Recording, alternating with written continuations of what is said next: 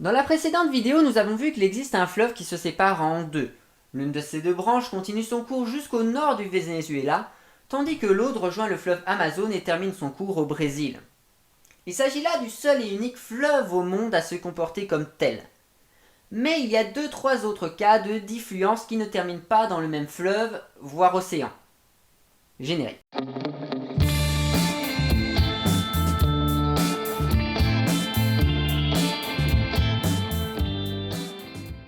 Bon, par contre, ce sont de petits ruisseaux, parfois même à sec en été.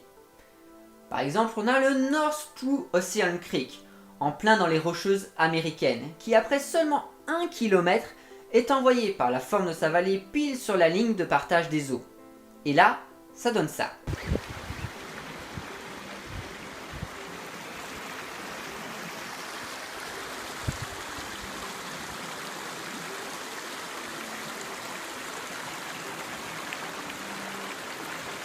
L'un nommé Atlantic Creek s'écoule via le Mississippi dans l'Atlantique, et l'autre nommé Pacific Creek s'écoule via la Columbia dans le golfe du Mexique.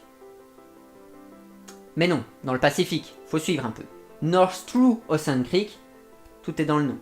Le seul autre exemple de bifurcation est au Kosovo. Enfin, vous allez voir que ce n'est pas tout à fait vrai, mais terminons d'abord. La rivière Nerodimka est une petite rivière tranquille du Kosovo lorsque soudain, pas. Elle se sépare en deux. La branche de gauche se jette alors dans la Sitnica, puis Liber, Morava, et ensuite le Danube, et termine donc en mer Noire. Tandis que la branche de droite s'écoule via le Lepenk vers la Vardar, et donc la mer Égée. La Vardar, c'est le principal fleuve de Grèce, pour ceux qui ne visualiseraient pas trop.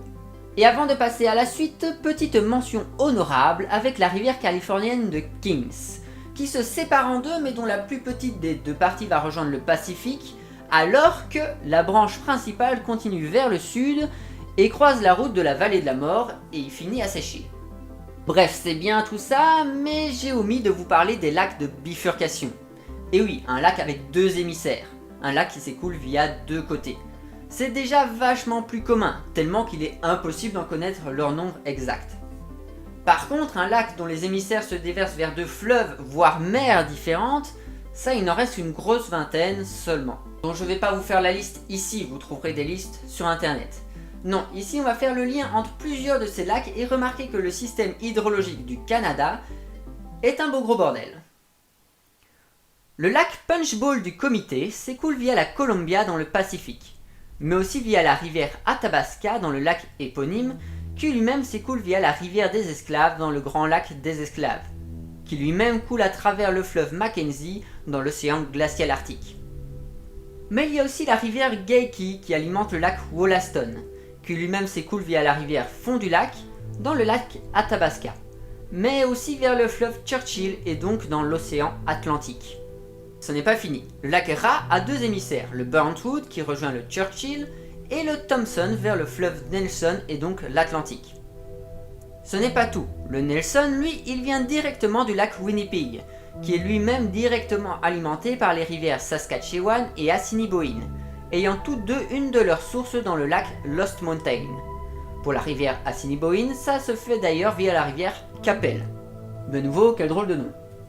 Sans oublier que le lac Molson a deux émissaires, le Akinamik et la Hayes, affluant toutes deux dans le Nelson à plus de 400 km l'une de l'autre. Voilà, naturellement c'est le système hydrique le plus complexe. Naturellement bien sûr, car si l'on tient compte du petit canal reliant le grand lac des Esclaves à la rivière Telon, nous pouvons rajouter quelques boucles. Le Telon traverse le lac Aberdeen avant de se jeter dans le lac Baker, pour enfin arriver dans l'Atlantique via le fleuve Chesterfield. Mais sur son parcours, il reçoit les eaux du lac Kanilukuak, qui les reçoit lui-même de la rivière Dubont. Le lac Kanilukuak s'écoule également vers le lac Dubont, également alimenté par le lac Angikuni. Alors que celui-ci s'écoule principalement via le Kazan dans le lac Baker. Quant au Dubont, son émissaire rejoint le lac Aberdeen. Et juste à côté de tout ça, il y a le lac Contwoito, s'écoulant dans l'océan glacial arctique via le Burnside, le Back et la Coppermine. Donc un lac s'écoulant dans trois directions, s'acheminant toutes dans les détroits du passage du Nord-Ouest. Et ce n'est d'ailleurs pas le seul lac à couler de 3 côtés différents. Il y en a un seul autre dont les 2 émissaires atteignent d'ailleurs 2 mers différentes. Il s'agit du lac Okeechobee en Floride. Vous savez, l'œil de la Floride. Oui, si vous penchez un peu la tête comme ça, vous verrez une tête de serpent avec un gros œil.